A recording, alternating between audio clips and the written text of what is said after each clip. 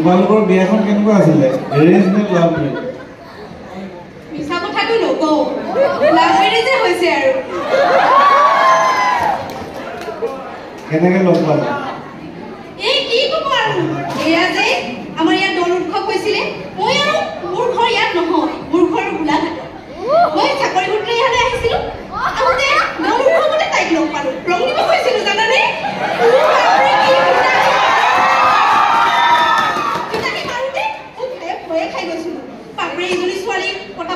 বৰ কষ্ট হ'ব কিন্তু তাই ইমান কষ্ট নালাগিল নম্বৰটো খুজিলোঁ প্ৰথমে নিদিয়ে কেনেকুৱা যে কৰে মই ভাবিলোঁ এই ছোৱালীজনী নপতালে নহ'ব তেনেকৈ পতালোঁ তাৰপিছত নম্বৰটো ল'লোঁ আৰু নম্বৰটো লৈ ভালকৈ কথা পাতিলোঁ কেইদিনমান তাৰপিছত আমি প্ৰেমৰ সম্পৰ্কত গ'লোঁ যোৱাৰ পিছত মই ঘৰত ক'লোঁ কিন্তু ঘৰৰ পৰা মানি ল'ব নোখোজে কাৰণ মানে আমাৰ কাষ্টটো অলপ বেলেগ মই হৈছোঁ OBC তেওঁ হৈছে SC সেইকাৰণে অলপ মানিব নোখোজিছিল কিন্তু ক'লোঁ প্ৰেমত কোনো জাতি ধৰ্ম চাব নালাগে নহয় ভালকৈয়ে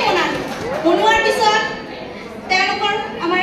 মোৰ সহধৰ্মিনীৰ ঘৰত গ'লোঁ যোৱাৰ পিছত তেওঁলোকে মানে বিয়াখন ফিক্সে কৰি দিলোঁ আৰু পিছত বিয়াখন যিহেতু আমাৰ মানে কাষ্টটো বেলেগ বেলেগ হ'ল সেইকাৰণে আমি মন্দিৰতে বিয়াখন পাতিলোঁ আৰু মোৰ ঘৰৰ দূৰ তাৰ পৰা আহোঁতে মানে বহুত দূৰ হৈ যায় তাৰ পৰা বিয়া কৰাই আহিবলৈ সেইকাৰণে মই কামাখ্যা মন্দিৰতে বিয়াখন পাতিলোঁ